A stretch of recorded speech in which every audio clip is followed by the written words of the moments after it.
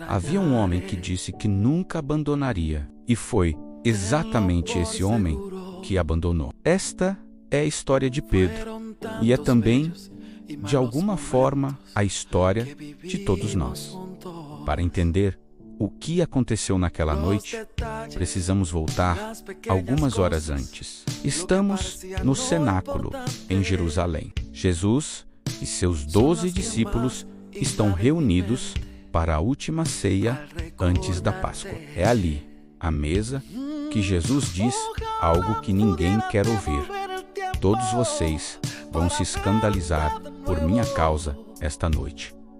Os discípulos ficam em silêncio, mas Pedro não. Pedro é o tipo de homem que fala antes de pensar. É o tipo de homem que sente primeiro e raciocina depois.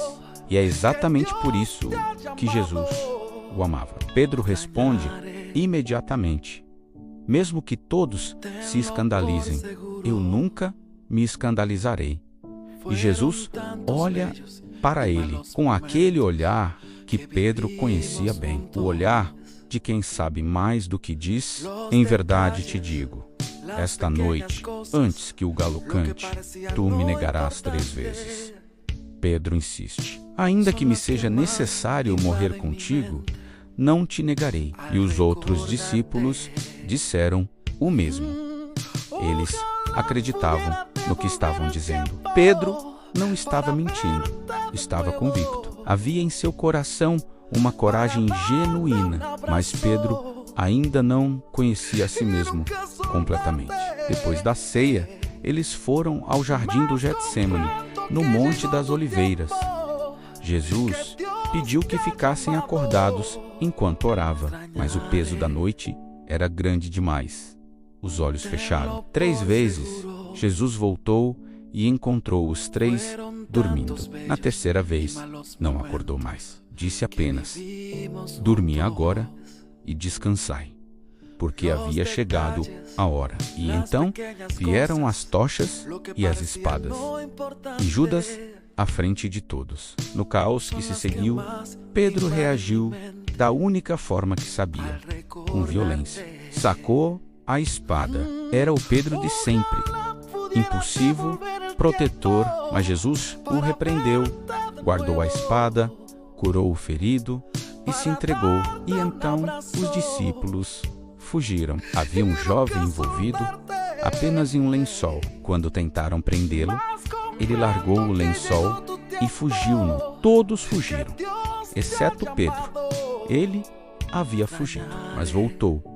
Não conseguia ir embora completamente. Seguiu a distância pelas ruelas escuras até o pátio do sumo sacerdote Caifás, onde Jesus havia sido levado. Ali, Pedro ficou do lado de fora, acocendo-se ao redor de uma fogueira com os servos e guardas. Era uma cena absurda. O discípulo mais próximo de Jesus, sentado ao lado dos homens que haviam acabado de prendê-lo. Uma serva do sumo sacerdote se aproximou de Pedro e o olhou com atenção e disse: você também estava com esse Nazareno.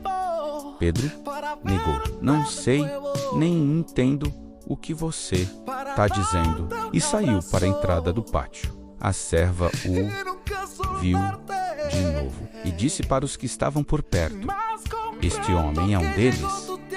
Pedro negou de novo. Pouco depois, os que estavam ao redor da fogueira se aproximaram. Com certeza, você é um deles, porque seu sotaque te denuncia. E então Pedro começou a praguejar e a jurar: não conheço esse homem de quem vocês falam. E imediatamente o galo cantou. Neste exato momento, Jesus, que estava sendo conduzido pelos soldados ali perto, virou e olhou para Pedro.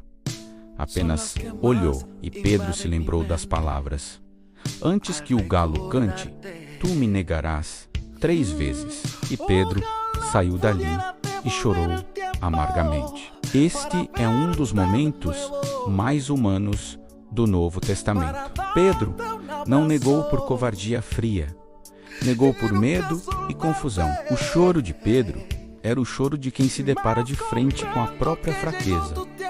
Mas a história não termina no pátio. Depois da ressurreição, Jesus aparece à beira do mar da Galileia. Os discípulos haviam voltado a pescar. E Jesus está ali, na margem, com uma fogueira acesa, com pão e peixe preparados. Uma fogueira, o mesmo elemento do pátio, o mesmo calor, o mesmo cheiro de fumaça. E Jesus pergunta para Pedro 3 vezes: Pedro, você me ama? 3 vezes Pedro responde: Sim, Senhor, tu sabes que te amo.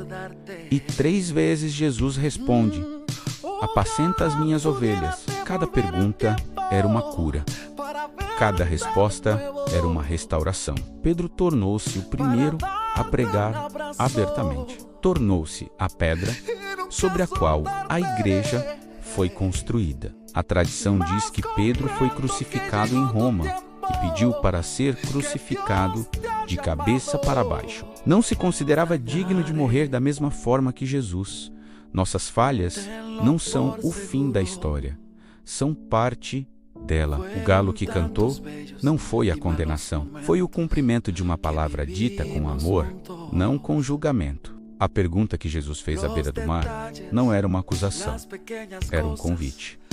Você me ama? E talvez seja a mesma pergunta que ecoa para cada um que chegou até o final deste vídeo.